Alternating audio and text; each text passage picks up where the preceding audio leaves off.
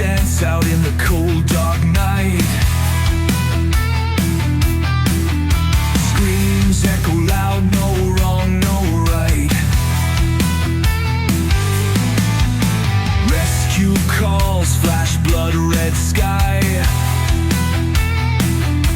Spirits linger, waiting not to die. Ghosts on the line, they whisper and wail. Fingers reaching out, pale as they fail. Welcome to The Thin Line, the podcast for first responders and veterans. We are so glad that you are here and excited that you could join us.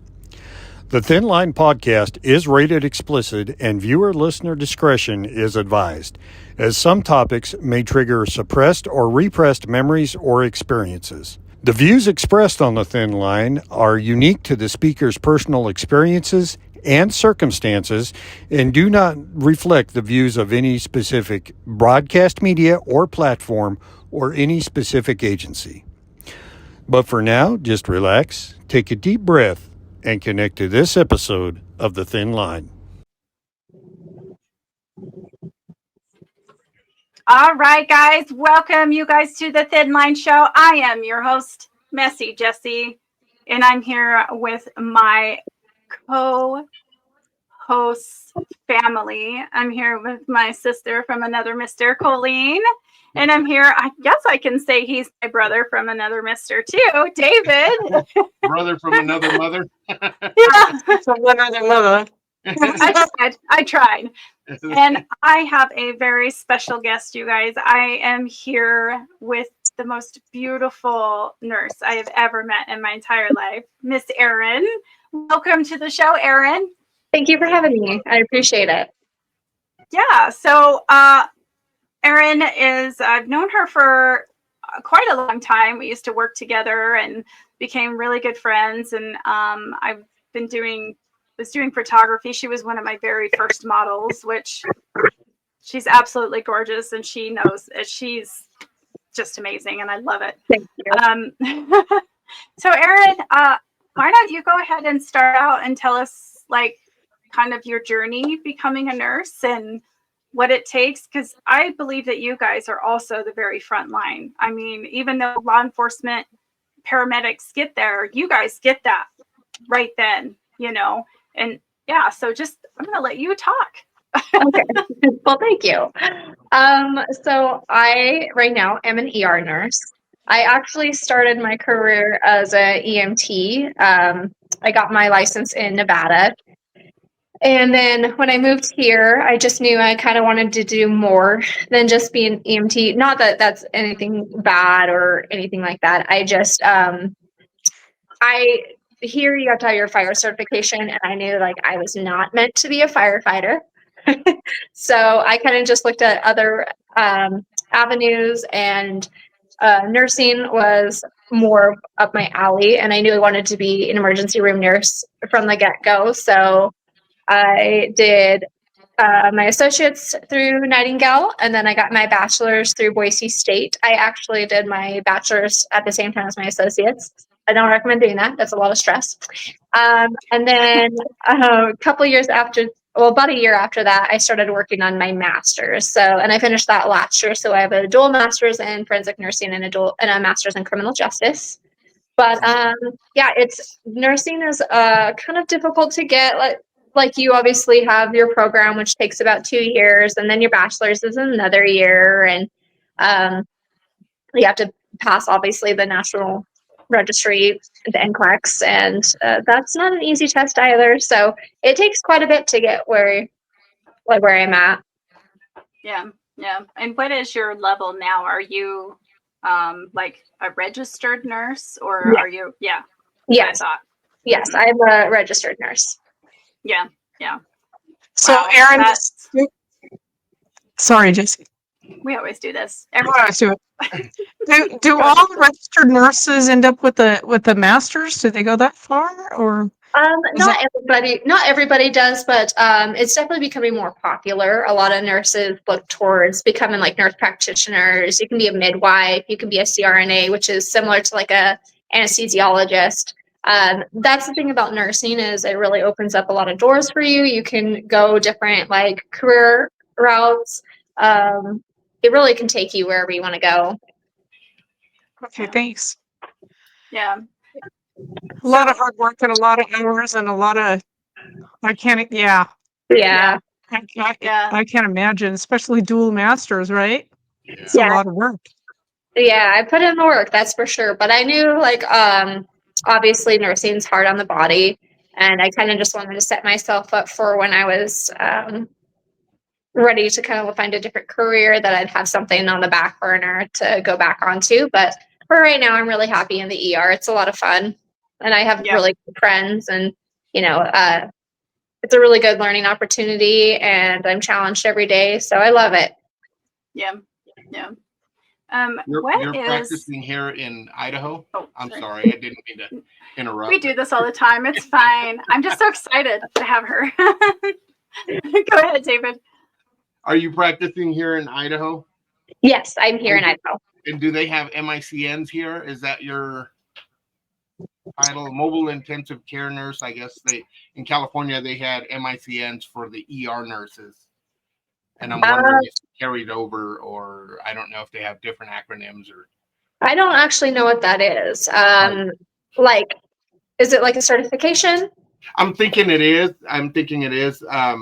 In the emergency rooms in California, I know that they have the RNs there who are actually working in the helicopters and with the ambulances. They have the MICN certifications, the mobile intensive care nurse, where they specialize in communications with the ambulances. Okay. So the hospital that I work at, we are literally in charge of like anything that comes through the door. So we have pediatrics, we have adults, we have flights. We're a burn center, trauma center, stroke center, sepsis center. So we get a lot of patients from outside facilities, but we're required to be able to take whatever comes through the door, no matter Wow, what. that is awesome. So. That is awesome. Wow. So what advice would you give somebody who wants to pursue this career? Understand that it's a lot of work. Everybody thinks that, oh, you work 3 days a week. It's really easy. It's not. It's very draining on you because your whole 12-hour shift, everybody needs you. You're needing to give your full attention to your patients and everything all at the same time. You're dealing with a lot of stress, and people are not very nice to nurses. Like, you get people that are actually quite rude, and we deal with like healthcare violence quite a bit. So my biggest advice is to not go in with like rose-colored glasses and to just expect that it's going to be hard. It's going to be a lot of work, but it's also really rewarding because you're getting to help people even on their worst days. You get to see some really cool things and get to be part of something bigger than yourself. And you get to meet the coolest people you'll ever work with. Like, you become a family. You really just kind of develop relationships and stuff like that. So there's a lot of there's some negatives. Obviously, nursing's really difficult, but at the same time, there's a lot of positives. So just to be aware that, it's not an easy gig.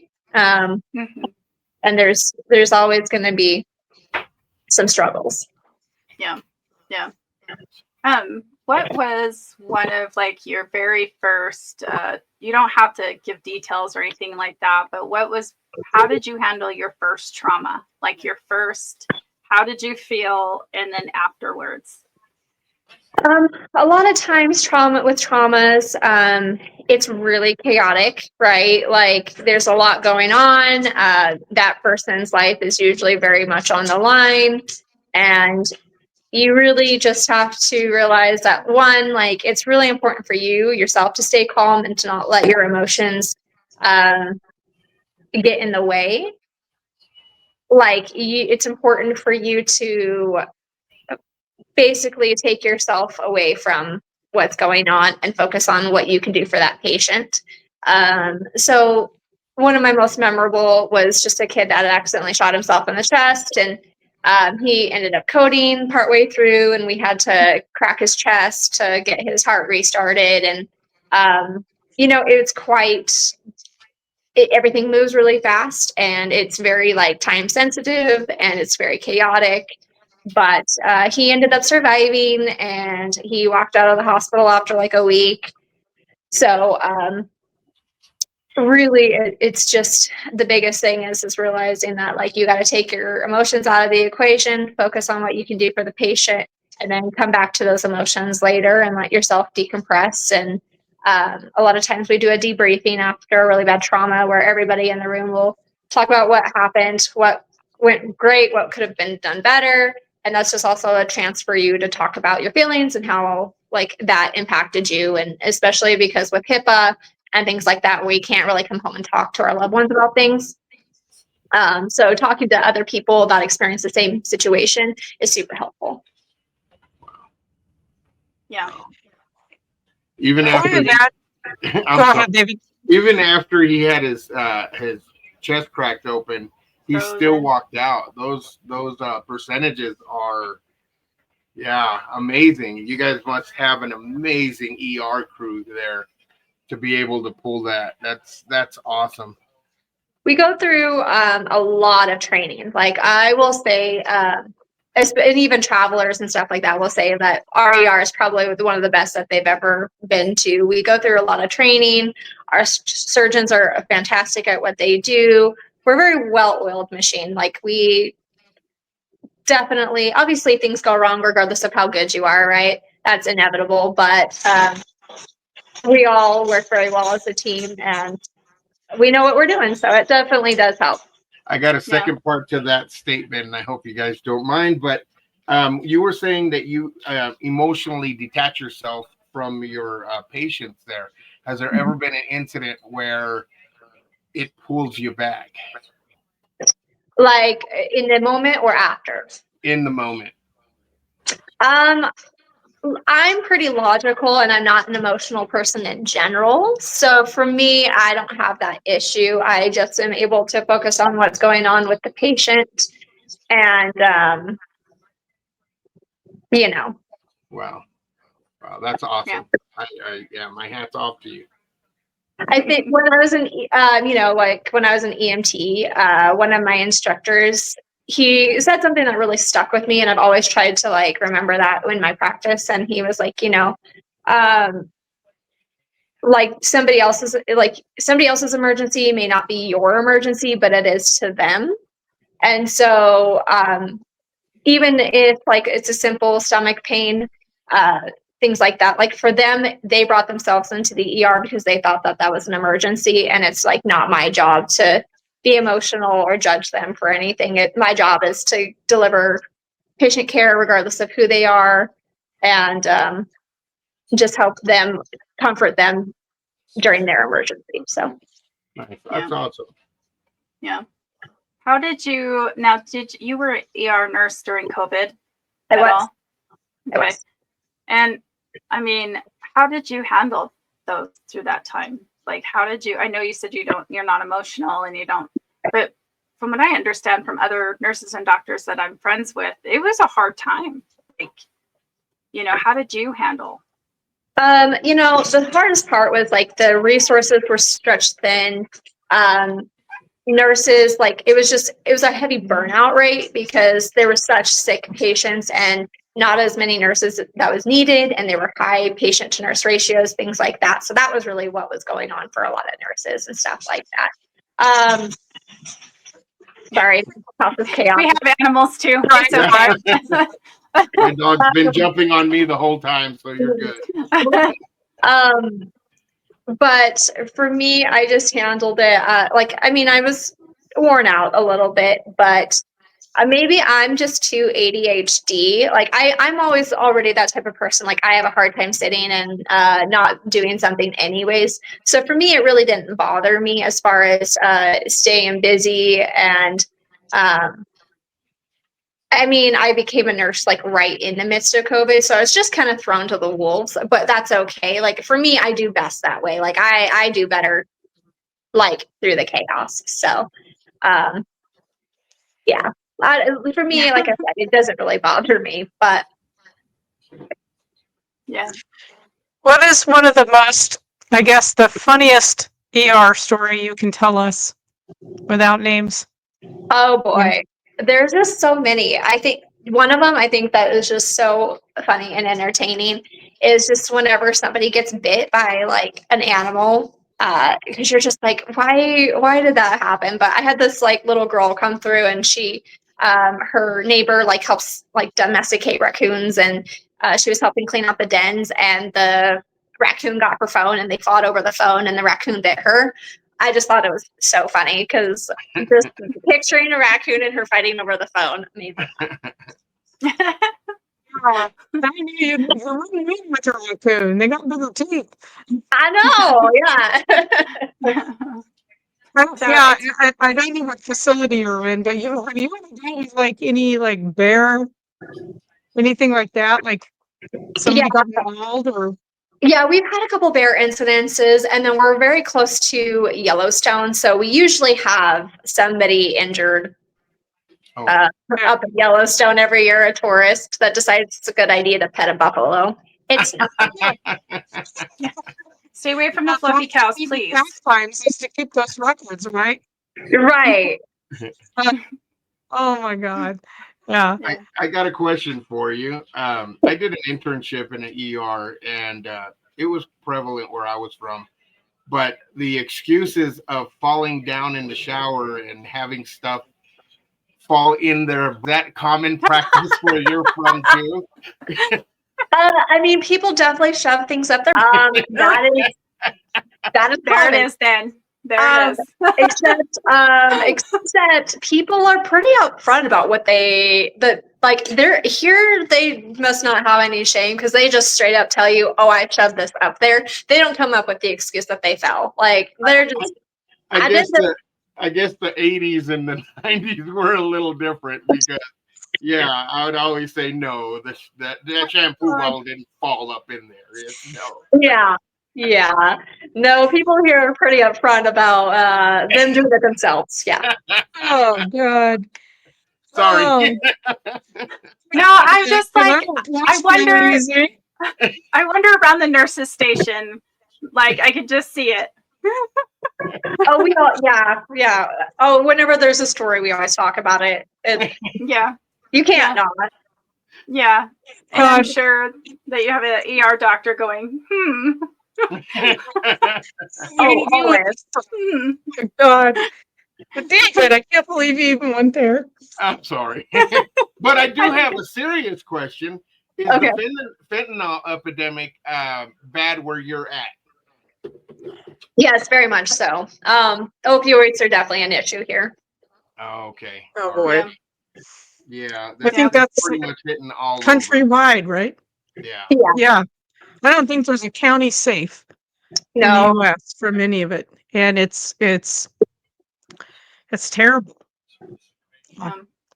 So do you feel like the ER is been a lot busier because of that epidemic? Do you feel like it's picked up? It's hard to say because we're always just so busy. But as far as like you mean like increased amounts of overdoses recently, that kind of thing. I think it's been about the same amount since I've started. There's unfortunately a decent amount of overdoses. Mm-hmm.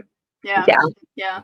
I got a question for crazy. you as far as the protocols go after an overdose like that. Is there a protocol for the ER to call law enforcement or to even refer them to treatment? So we do not call law enforcement. Mostly just because like obviously a lot of people will not come to the ER if they're overdosing because of the fear of getting arrested. And our job is not to get them in trouble, it's just to treat them. So we don't report them to the cops for that. As far as treatment goes, We like if they're doing the drugs or overdosing, like in a suicide attempt, obviously we'll have them evaluated for mental health. As far as resources, like we will ask them if they want resources and we will get them in touch of that, but it's not something that we force upon them. It's more like we leave it up to them how much they want help with it. I kind of figured that you didn't call law enforcement. That's usually the policy in order to but I wanted to make sure that that was said in case Yeah. there are people watching and accidents do happen at home, that they're aware that they could take their family members to the ER and not worry about, getting in trouble or anything like that. Yeah. And not be judged, and that's Exactly. the theme. So yeah. Yeah, because I don't, How would you do your sorry. Go ahead, Jess. Nope. You go ahead. You were first. We do this every No. time, Erynn. Every time. I was going to say not every close encounter of the OD kind, right? Are intentional. It's not that you intentionally took some drugs. You may have messed up and taken too much of Yeah. a prescription, or you couldn't get a hold of the pain and you forgot that you took a couple of them just an hour ago and you take two more, and then it's just everything all of a sudden hits your system at once. And that's Mhm. why I think it's so important if you've had surgery or something like that, having somebody help you monitor what you're taking, because you may not know, you may not remember, and it's serious. So yeah. Anyway, Jess. No, I was just wondering, have you ever had a conflict of treatment that you disagreed with a providing doctor? And did you explain your situation with that? Like, what was your feelings on that? Even though doctors are awesome, I'm not, I'm just saying, is there a treatment that happened and you're like, I don't believe that should be right, but you're the doctor, have you ever had that? Oh, of course. I think there's always going to be differences in opinions and treatments as far as nurses and doctors go here and there. In those kinds of instances, though, like it's the nurse's responsibility to like do or not do orders that they're comfortable with, right? So if there's an order or something like that that you're not comfortable with and you discuss it with the doctor, it's still your discretion, right? So if you do something and it's the doctor's order, but you do it regardless, it still comes down on you. So if there's something you disagree with, you can document, basically, is the biggest thing I can say, is just like, this and this was discussed with the provider. This is what I did or didn't do. Yeah. But I think there's a lot of misconceptions with that. Like, you guys just do whatever the doctors say, and I think that that's good to be clarified, because if you feel uncomfortable about something, you have every right to say, I don't feel comfortable with that, and Well, and sometimes though too is, especially in the ER, like our docs are so busy and they have so many patients, and sometimes they'll accidentally put an order on the wrong patient, right? And it's not even intentional or anything like that, but it's the nurse's responsibility also to identify that, that's probably for the wrong patient, and to not just not question things, right? And then bring it to the doctor's attention and then get it fixed. So, nurses, especially in the ER, we have a lot of autonomy. So, we are able to, like sometimes patients with heart failure, and say we haven't gotten their chest x-ray back yet, but the provider had ordered a liter fluid and the chest x-ray shows that they have heart failure. It's your job as a nurse to go see that, right? Even though the provider may not have seen it just yet, go stop the fluids, go back to the provider and be like, hey, just so you know, I stopped the fluids because of this, this, and this, and then write a note about it, those kinds of things. So being a nurse is a lot too. Like you're your patient's advocate, because you're the person that spends the most amount of time with the patient. And doctors are human, so they're going to make mistakes just as we're going to make mistakes too, right? But it's your job a doctor isn't above us. They're like a team member with us. And so just working together as a team for that patient. Yeah, and that's a very good point that you point out. Like, there's nobody who is higher or above thou. You know, you guys are a team, and and that's one thing too. I've noticed. Unfortunately, I've had my share of visits in an ER. And that's one thing that you guys do is communication is huge. It's just like with any, like even first responders, we go back and talk about the communication, especially on a call. And then you guys have this communication, and if you want to be in this type of field, you cannot be afraid of not communicating in a team effort, right? Right. Yeah. Have you ever had that where there was not communication? Oh, there's always that. A lot of it comes down to how busy we are, right? So sometimes it's like telephone, like, something will need to be said, told to somebody else to tell somebody else, and then that other person accidentally forgets, or, gets pulled away to something. So lack of communication can happen sometimes, for sure. But that's also why, like, it's really important for you to follow up on things. Like, again, the best way for things to not go poorly is to take things upon yourself. And just because you told somebody else to tell somebody something doesn't mean that it's always done. So like, just following back and making sure that you're covering everything, your bases as well, is super important. Yeah. Wow. If you had a bit of advice for anybody entering into this field with aspirations of being in the ER or something like that, what advice could you give them starting out? Well, ER is a very specific personality.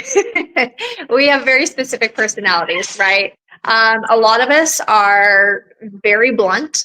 We are very to the point. We have very dark humor. We don't mince words. It can be kind of a rough go at first if you're kind of, we have strong personalities, right? So the best advice I can give is, one, don't be easily offended, because you're going to get offended by somebody probably, because it's just absolute chaos. And sometimes it is what it is. And you're going to get yelled at by patients. You're going to get yelled at by other nurses, by doctors, by surgeons. Like, you can't take things personally, is basically the biggest piece of advice, is the fact that go in with the mindset of you're going to work your butt off. You're going to run the entire shift, right? It's going to be hard. You're going to learn hard things. You're going to be experiencing a lot of trauma that most people don't see ever in their entire life. And you have to be able to disassociate. You have to be able to also then turn around and be empathetic to other patients, and to leave home life at home and work life at work. And that can be a difficult balance, right?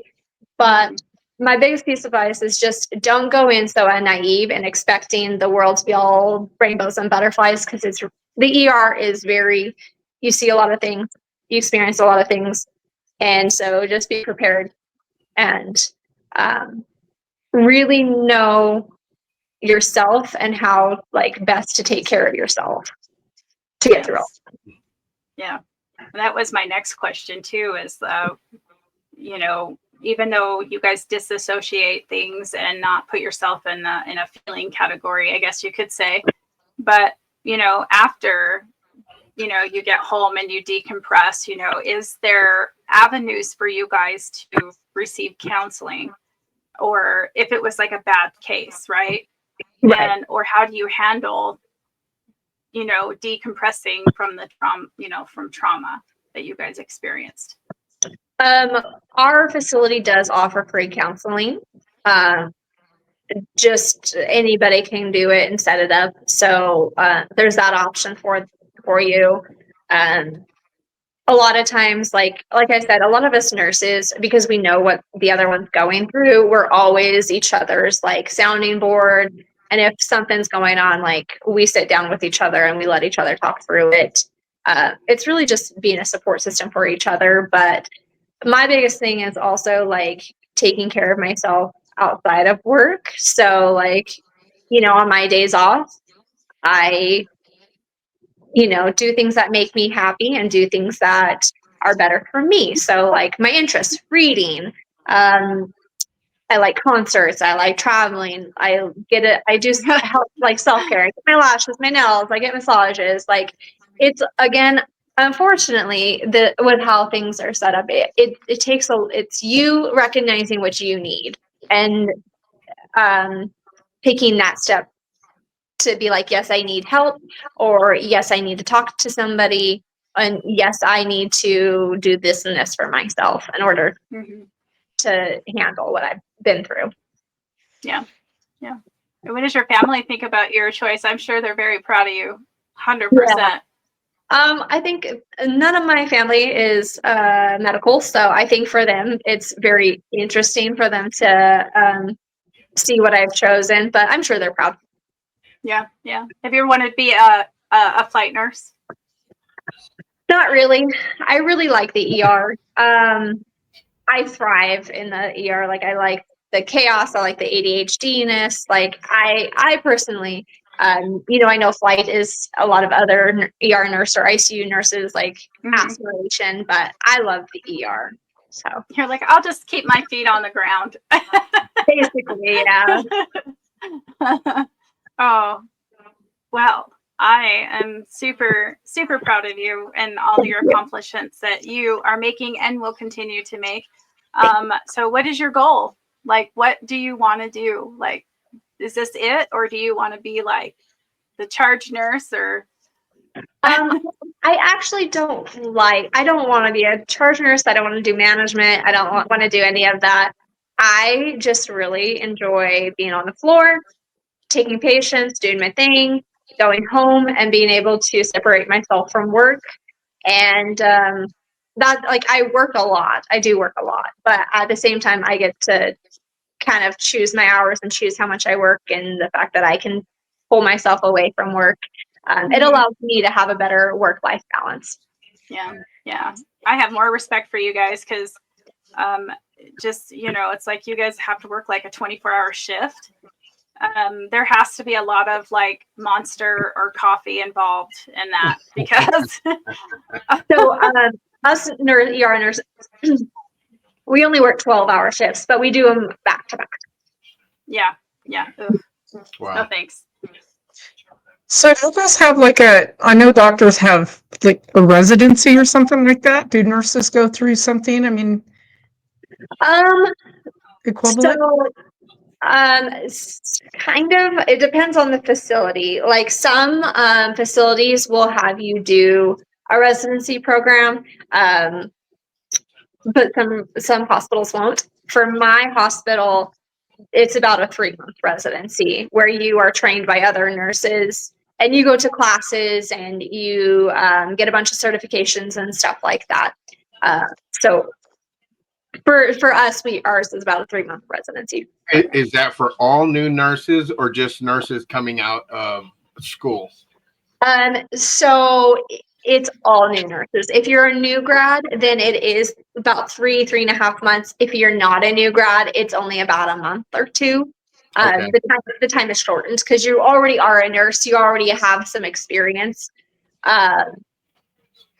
But it may just not be ER experience, so you have to learn the ropes of the ER. But as a new grad where you have no experience, period, you need more time and training. So Are the ER nurses where you're at intubating clients or intubating patients? no, our ER doctors do that. All of our ER doctor, so especially for like codes and like other parts of the hospital and stuff like that, our ER doctors are in charge of intubations. Oh, wow. Yeah. That's crazy. Like you would think, like you just watch ER or Grey's Anatomy, it's like they're okay. So I have a question that everybody wants to know. Okay. Is there a secret room that you guys go take naps in? No, I like even if there was, I don't think we'd have time to go take a nap in it. Like Don't get me wrong. There's some days where I'm like, I could use a nap right now. I think if we do get our lunch breaks, some nurses will go out to their car and take the 30-minute nap. But no room. I think that makes you more tired. That's I me. know. Sure. Yeah, everybody's like, ask her if there's a secret room where everybody goes and like takes a nap. I'm No, like, yeah, no, I don't think so. no, unfortunately not. You're more analytical, more logical than you are like emotional. But so has there been anything that's ever really just bothered you after the fact? Like you got maybe hit you a week later, month later, you're trying to process something and it was a struggle, or have you always been able to just let it go off your back? Um, there's obviously a couple of cases where like you question, oh, could I have done something a little bit different to prevent things? That's just kind of the way it goes. But for the most part, I'm very logical. I'm very not super emotional in general. So for me, it's not quite as difficult. I don't carry a lot of that with me. So Do you think I got that's more the rule of the ER nurses that you work with, that they tend to be more the logical side than the emotional side, or do you have a pretty good mix?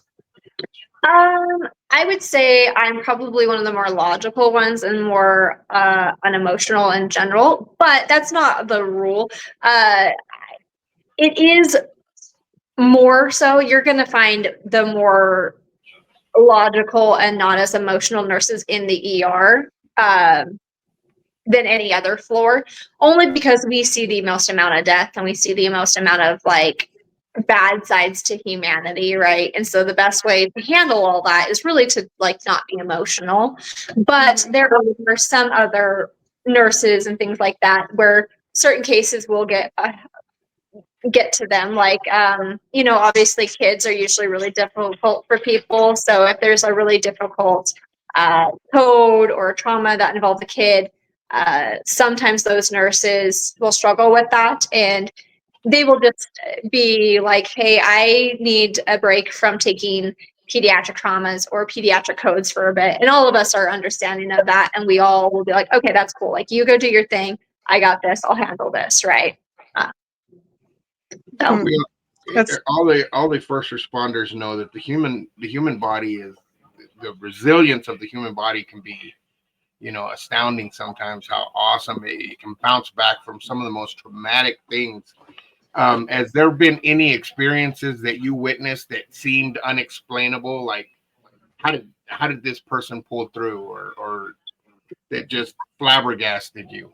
I mean, definitely that trauma I talked to you guys about, like it's very abnormal for somebody to get shot and coded and then, have their chest cracked open and then be able to survive and walk out. Like that's not very common. So you always see miracles and things that you're like, wow, that's insane that person survived. But it's always like it's a very good feeling because you're like, I did something, I made a difference, because all too much, like you do see those cases where they don't survive. And that can be difficult just because right now we've seen a lot of younger people coding and traumas and things like that. And so it's always nice when they're able to save someone. Yeah. Well, I mean, thank you for all that you guys do, because it's definitely kind of a thankless job in most kind of, first responder, emergency responder. It's like, you guys, I don't think you guys get thanked enough, so I wanted to tell you guys thank you for everything you do. I know that you were there with me for a couple times, but that's neither here nor there. But Sure. but yeah, no, I just definitely, if I ever have to go there, I'd be like, nope, I want her as my nurse. I got you. Well, yeah. So, what would you tell your younger self? That's the last question. If there was something you can change, what would you tell your younger self? I'm pretty goal oriented, so I would just tell myself that, you know, everything that I'm working for and everything that I work through, it's all worth it in the end because I get where I want to be. So I think a lot of times we're so, if something doesn't go our way or something, you have to kind of like redirect yourself to get to that spot that you want to. A lot of people kind of give up or they get upset or sad or disappointed. And I think like everything happens for a reason. So that's just kind of what I would tell my younger self is everything happens for a reason. You gotta just run with it. Don't get discouraged, and anything's possible. There's no excuses. Make it happen. Yeah. Yep. It's very good I believe advice. that. Yeah. I believe that. Wow. I'm just awestruck by you. I'm like, Oh, wow, I just don't know how you guys deal with all these emergencies, and I panic when, my somebody I know is choking on a chip. I'm like, it's like, what do you do? How do you deal with it? And you guys just boom, just go, go, go. It's crazy to me. And it's very, yeah. So yeah, to anybody else have a question for her? Because I'm running out, honestly, because she's amazing. Well, I just wonder, I mean, obviously you've dealt with like people that have come in from jail and they're, have they ever been violent with, I mean, how do you deal with that when you've got somebody violent like that? Or maybe not even from jail. You said that there's their share of the violence that can happen, right? So yes. what do you do? I mean, I just want to punch him. But Yeah, that's frowned upon. Really, we're very lucky is we have security from police forces at the hospital, and so if there's any sort of like escalation, obviously we call the cops, like that work at the hospital. But a lot of us ER nurses, all you have to do is say, "Hey, I need help," and all of us will come running and basically make it to where it's safe for the nurse. So.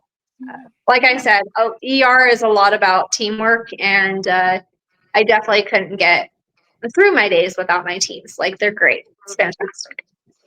yeah, that's I good. know you were talking about camaraderie and being a family and dark humor. I remember back in the days when there was an OD and right before Narcan would be shot in, we would grab the new people and allow allow them to administer the Narcan back then, just to watch them come alive and kind of startle the new person.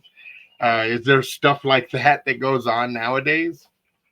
Not really, because we're all kind of knowing what to expect with kinds of things. But obviously, if there's always something new that goes on, and if there is something that somebody new hasn't seen yet, we really do try to like help them get experience through it. But we don't just leave them by themselves to figure it out. We all help them, luckily. That's awesome. David, they weren't all rogues like you, I putting the guess new not. group out. Yeah, geez.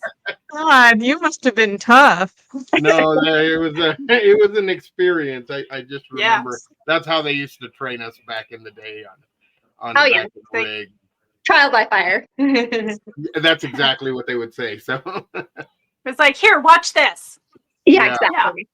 Yeah, I Super don't know. interesting.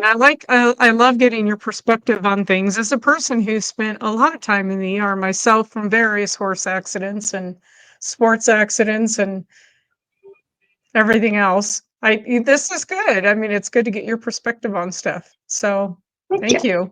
Of course. Yeah. Now we all understand what you guys go through. Like, okay, I've been here for the 20th time. I don't know what to tell you. Yeah. Like, that's what you want to say. Right. Well, I think there's like kind of a big misconception about what the ER is. That's like something that we run into a decent amount. People think that, they come to the ER and that they're going to get an answer for what's going on. But unfortunately, that's not the case, right? The ER is to rule out emergent things that are life-threatening at that point. And if it's something that can figure out what's going on, we'll treat you. But not all the time are we going to be able to figure it out. And then, we have to have you go see your primary care and have them set you up with like specialists. Like we'll give you a direction that you need to go in. But that often frustrates a lot of people because they come to the ER and they think, oh, I'm going to get answers tonight. I'm like, that's not always the case. Like, most of our patients, they'll come in for stomach pain or chest pain, and we're like, well, we don't have an answer for you. So you got to go follow up with the cardiologist. You got to go follow up with the GI specialist. So I think that's a misconception sometimes too. So that can be difficult for us to handle. Yeah, and to be patient. I think that's a big thing for. I get it. I was one of those patients, and I'm not afraid to say I have AFib, and so when I go in there, it's like I want to be seen right now, Yeah. And then there are other people who I feel that need you guys more than I need them. So I mean, I'm saying? Like, I think a lot of people need to understand and try to be as patient as possible because they don't know what's going on behind those double doors. Like, you guys can be just slammed, and so I think there should be a little bit more communication and respect in what you guys do, because there could be a child that's coding and you guys don't have time to come out and see why they have diarrhea for 24 hours. Yeah. So Unfortunately.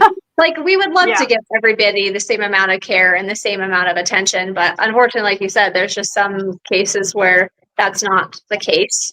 And honestly, you should probably be thankful that we're not all coming in running into your Yeah. room, things like that. Because that means you're stable, so we like that. yeah. Think We about like you to come all in of the stable.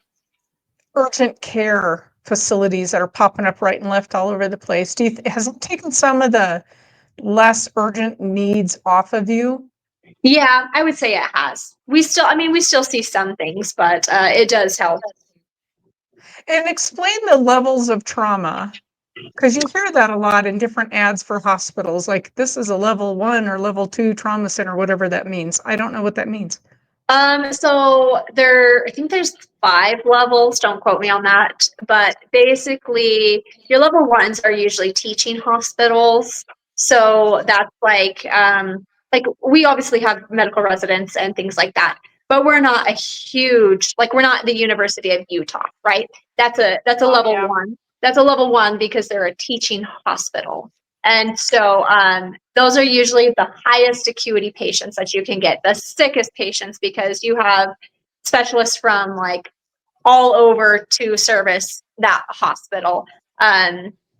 Basically, the difference between the levels is how sick of patients you can keep at your facility based on resources. So we're a level 2 trauma and burn center, meaning for this area, we really don't have to transfer most patients because we have most specialists and doctors and things like that can be seen. So we get a lot of patients from like Montana, Wyoming, different parts of Idaho, things like that, because we have the ability to take care of those kinds of really sick patients. There are cases like we don't have like if people have a brain aneurysm, our neurosurgeons don't handle that kind of case. So those kinds of patients do have to be shipped off. But it's very rare that we have to ship patients off. But basically, trauma levels for an ER is just based off of resources that can handle super sick patients. Yeah. Okay. Thanks for the I always- information. I had no idea. Yeah, I always thought like I didn't know the difference between the levels as well. And so it's like, I guess the 1 is like the best that you can ever go to. And that's awesome that your guys' hospital is just like right there. So That's really comforting to know. So, yeah. Growing up close to South Shore in Tahoe, we had exceptional doctors that could set the leg fractures, because they saw so many every single day. People like thinking they could do the moguls at Heavenly. We used to sit down at the bottom of the moguls and drink and watch these people ragdoll down the mountain, and you're like, where do you go? They're going to be shipped off because they'd be a heap at the bottom of the slope. And it's like, these guys were exceptional at setting bones. That's all they did all day long. It's amazing the skill acquired in different parts of the country. So here it's it's bison gores, and in Tahoe, it's broken legs. Exactly. It's spicy. But I do have a Yeah. question, and you may not have an answer for it. Have you ever had somebody code come back and talk about what they seen while they were coding? yeah. Oh yeah. I actually haven't. Huh. Yeah, but I have had cases where like they've coded and then they came in and they were alert and oriented, but I haven't had any say that they saw a bright light or that they saw No, the light flash no before stories from the other side is I was gonna No, say, did you have anything creepy? No. not really. I'm sure. know? I'm just waiting for it. Now that you guys spoke it into existence, it's gonna happen. Yeah. Well, I was just gonna say, I was just like, I see things all over the place on hospitals, and the ghost of the person who just passed is like still standing there, like Mhm. that would be me. Like, what the heck? That would be awesome to see them after they coded and came back. That would be an amazing feeling. Yeah. Yep. Yeah. I don't know. I think you guys deal with stuff like that all the time too. Like, even though you're a logical person, I think you believe that there is a higher power. That Oh yeah. you were talking about that case, like there's a reason why he's still here today. Because of your guys' expertise. But I also believe that there was a higher power. So Oh, absolutely. I agree. yeah. But wow. Well, I feel like this was an amazing show. Well, thank you. And I Right. appreciate you being on here, and you definitely set the record straight on things. I think that's awesome. And yeah, so thank you for being on. And what do we got going on here in the next week? I'm going to be gone, but I'm leaving everything in Colleen and David's capable hands. I'm going on an adventure. So Yes, she is. She'll be on assignment. yeah, Thank I'm going you to be again, on Erynn. special assignment. Well, thank you guys for your time. I appreciate it. We appreciate you. Have a good evening, everybody out there on the interwebs, and we'll see you next week. Bye.